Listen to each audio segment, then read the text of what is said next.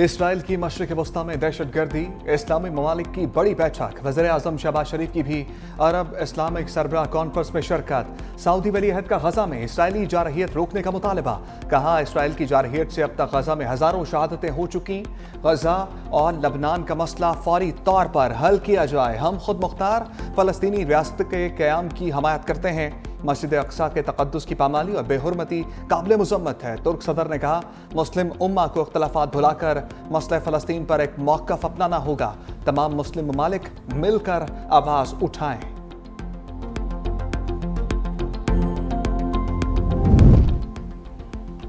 मशरिक़ वस्ता के सूरत हाल पर दो बड़ों का राबिता, सऊदी वली अहद मोहम्मद बिन सलमान और ईरानी सदर मसूद पज़ेश्कियान की टेलीफोनिक गुफ्तगू, फ़लस्तीन और लेबनान पर इसराइली जारियत के हवाले से बातचीत, ईरानी सदर की मुश्तरका अरब इस्लामी सरबराही इजलास बुलाने पर सऊदी अरब की तारीफ, दोनों रहनुमाओं का ताल्लुकात को मज़ीद मजबूत बनाने पर भी जोर। वज़ीर आज़म शहबाज शरीफ से सऊदी वज़ीर सरमायाकारी की मुलाकात, दोनों ममालिक के दरमियान इक़्तिसादी ताउन के हवाले से पेशरफ्त पर तबादला ख्याल। वज़ीर आज़म ने कहा सऊदी अरब ने हर मुश्किल वक्त में पाकिस्तान का साथ दिया, दोनों ममालिक के ताल्लुकात हर गुजरते दिन के साथ मजीद मजबूत हो रहे हैं। वज़ीर आज़म शहबाज शरीफ का शाह सलमान सऊदी वली अहद के लिए नेक ख्वाहिशात का इजहार।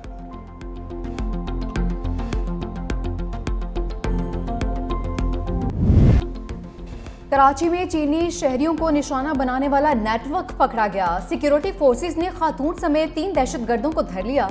वज़ीर दाखिला और आईजी सिंध की प्रेस कॉन्फ्रेंस, ज़िया नजार ने बताया कि गाड़ी कराची से 71 लाख में खरीदी गई, रकम हब के बैंक में अदा की गई।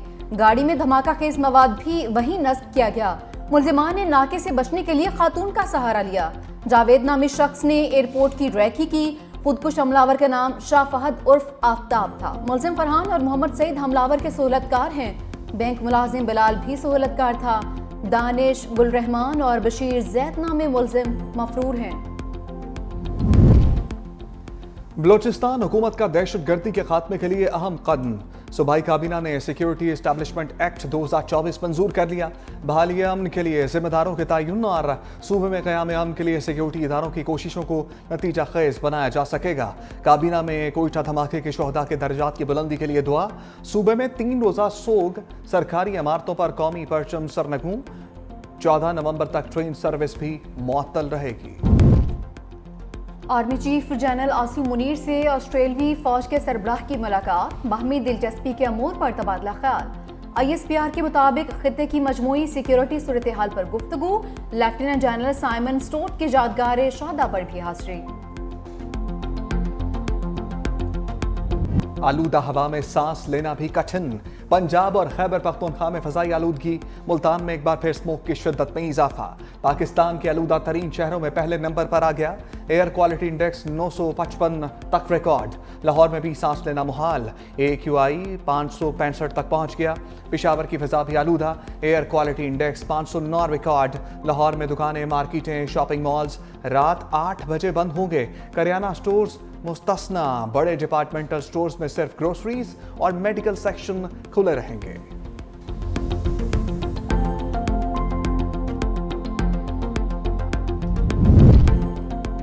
तामीराती काम रोकने का कहा था, तालीमी इदारे बंद कर दिए, जस्टिस शाहिद करीम के सख्त रिमार्क्स।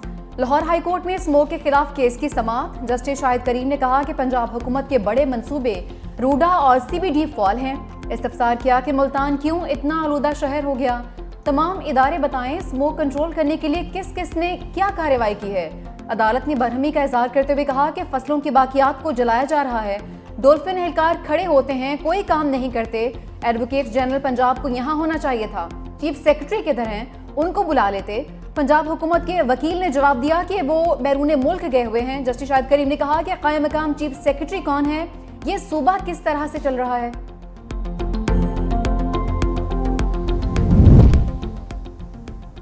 इस्लामाबाद समेत खैबर पख्तूनख्वा के बाज़ इलाकों में बारिश, बालाई इलाकों में बर्फबारी, मौसम मजीद सर्द हो गया। स्वाबी में तूफानी बारिश और यालाबारी से फसलों को नुकसान, मालाकंड में भी वक्फे वक्फे से बारिश, बाजौड़ में आसमानी बिजली गिरने से 2 अफराद जान बहक। स्वात समेत मुल्हिका इलाकों में बर्फबारी से मौसम सर्द हो गया।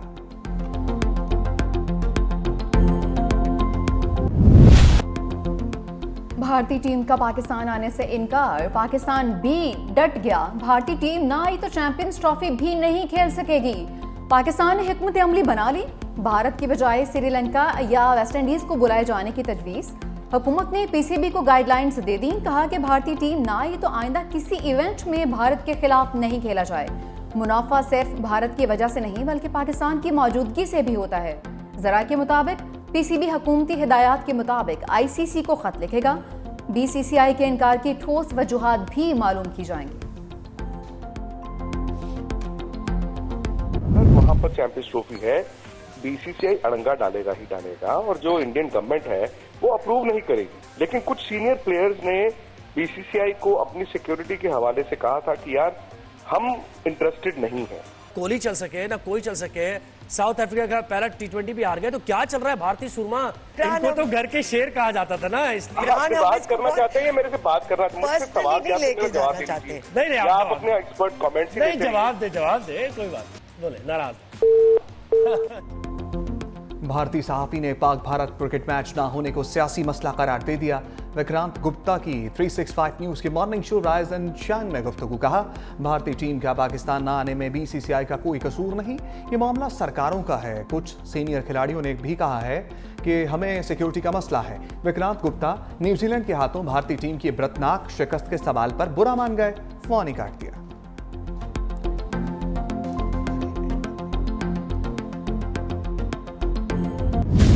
जब तक आईनी बेंच नहीं बैठेगा क्या हम गैर आईनी हैं? जस्टिस मंसूर अली शाह के टैक्स से मुतालिक केस में रिमार्क्स, कहा फिलहाल कोई आईनी बेंच नहीं, तो ये जो गैर आईनी बेंच बैठा है इसका क्या करना है? हम इस केस को सुन भी लें तो कोई हमें पूछ नहीं सकता, हमें कौन रोकने वाला है? नजरसानी भी हमारे पास आएगी तो हम कह देंगे कि हमारा दायरा इख्तियार है। जस्टिस आयशा मलिक ने कहा कि आर्टिकल 2A के मुताबिक प्रैक्टिस एंड प्रोसीजर कमेटी आईनी बेंच का फैसला करेगी, जिसमें अभी वक्त लगेगा। केस की समाअत गैर मुअय्यना मुद्दत तक मुलतवी।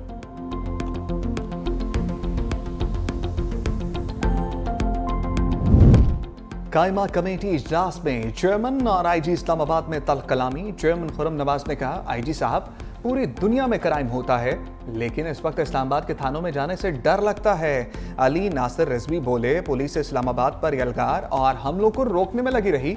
चेयरमैन कमेटी ने यलगार का लफ्ज कहने पर रोका तो आईजी गुस्से में आ गए, कहा कि मैं सवालों के जवाब ना दूं। चेयरमैन कमेटी ने कहा कि अगर आपने यूनिफॉर्म ना पहनी होती तो मैं आपको मीटिंग से उठाकर बाहर भेज देता।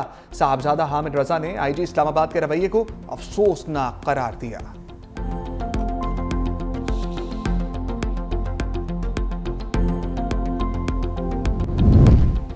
कौन हज पर जा सकेगा कौन नहीं, इखराजात कितने, हज पॉलिसी का ऐलान। बीमार और मुतअद्दिदी अमराज में मुब्तला अफराद रवां साल हज पर नहीं जा सकते। 12 साल से कम उम्र बच्चों को भी इजाज़त नहीं होगी। हज पैकेज 10,75,000 से 11,75,000 रुपए होगा। रवां साल 1,79,210 पाकिस्तानी सादत हासिल कर सकते हैं। सरकारी और निजी स्कीम के तहत कोटा 50-50%। वज़ीर मजहबी अमूर चौधरी साली कहते हैं कि हज की रकम 3 अक़सात में जमा हो सकेगी। दरख्वास्त के साथ 2 लाख नाम निकलने पर 4 लाख और बकिया हज पर जाने। शाहीनों ने वनडे के बाद T20 सीरीज पर नजरें जमा ली। ऑस्ट्रेलिया के खिलाफ पहला T20 मैच 14 नवंबर को होगा। कौमी स्क्वाड पर्थ से ब्रिस्बेन पहुंच गया। गुज़िश्ता रोज शाहीनों ने 22 साल बाद आलमी चैंपियन को ऑस्ट्रेलिया में हराकर तारीख रकम की।